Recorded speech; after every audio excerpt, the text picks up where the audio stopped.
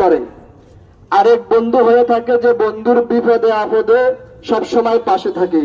কিন্তু ভারত তার স্বার্থ হাসিলের জন্য বন্ধুত্ব সুলভ আচরণ করেছে, বাংলাদেশের স্বার্থের জন্য নয়। এজন্য স্বাধীনতার পর থেকে শুধু বন্ধু বন্ধু বলে আসছে, আসলে বন্ধু ভারত আর বাংলাদেশে নয়। কথা বলেন ঠিক না ঠিক?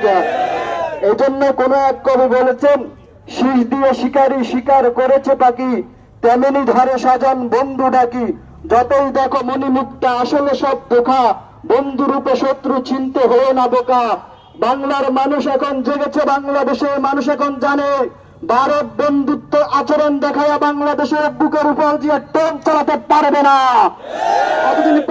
যতদিন পর্যন্ত বাংলাদেশের স্বার্থ হাসিল না হবে, বাংলাদেশের স্বার্থ হাসিল ছাড়া ভারতের কোন কাজ বাস বাংলাদেশের বুকের উপর দিয়ে চলবে না ইনশাআল্লাহ। বাংলাদেশের মানুষের কোন সজাগ আছে। আরেকটা কথা বলতে চাই, এই দেশের মধ্যে যদি কোনো ব্যক্তি আহত নিহত হয়, গত কয়েকদিন আগে আপনারা দেখেছেন যে একজন এমপিকে হত্যা করা হয়েছে, তার গোশতের টুকরা কোন কোন নদীতে আছে আমাদের দেশের প্রশাসন খুঁজে খুঁজে বের করছে। কিন্তু বাংলাদেশের সবচাইতে বড় ডাকাত সকল ঢাকা গুলশানে বানাইতে বসেছিল, দেশ পাই দিয়ে অন্য দেশে চলে গেছে, প্রশাসন তাদেরকে দেখা নাই। তাহলে বোঝা যায় এই দেশকে পায়তারা করে দেশকে বিক্রি করে স্বতন্ত্র করতেছে কোন ঠিক না ঠিক? বাংলাদেশের প্রশাসন এখন প্রশাসনের নিজ গতিতে চলে না। বঙ্গবন্ধু শেখ মুজিবুর রহমান বলেছেন যে এই দেশে আমি চোরের খুনি পেয়েছি, প্রত্যেকে সোনার খুনি পায়। আজকে তা প্রমাণ হয়েছে।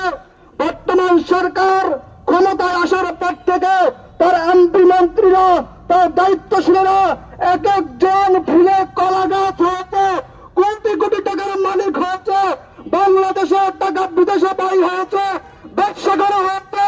আজকে বাংলাদেশ সরকার তাদের কোন প্রতিবাদ, তাদের গ্রেপ্তার করে নাই। আমরা আমাদের সরকার কণ্ঠে বলতে চাই, যতদিন পর্যন্ত এই কুলাঙ্গারদেরকে গ্রেপ্তার করে শাস্তির আওতায় না আনবে, ইসলামী আন্দোলন বাংলাদেশ মাঠে ছিল, আছে, থাকবে ইনশাআল্লাহ। যদি আজকে বিচার না হয়, একদিন না একদিন এই বাংলার জমিনে যেইভাবে পাকিস্তানি রাজাকারদের বিচার হয়েছে, এইরকম কুলাঙ্গারদের যারা অর্থ পাচার করেছে, যারা দেশে ভূখণ্ড বিক্রি করার চিন্তা করতেছে, তাদের বিচার একদিন হবে ইনশাআল্লাহ। সুন্নাহ ইনশাআল্লাহ, নাসরুম মিনাল্লাহ ওয়া ফাতহুম করিব ওয়া বাশশিরিল মুমিনিন।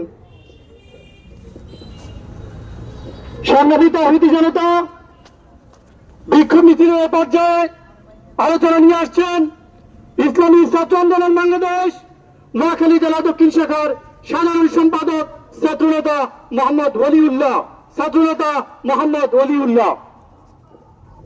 আসসালামু আলাইকুম ওয়া রাহমাতুল্লাহ।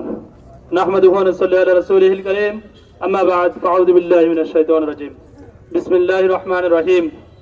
ইসলামী আন্দোলন বাংলাদেশ নোয়াখালী জেলা দক্ষিণ শাখা কর্তৃক আয়োজিত আজকের ভারতের যেই অবৈধ চুক্তি, এই চুক্তি বাতিলের দাবিতে বিক্ষোভ মিছিল।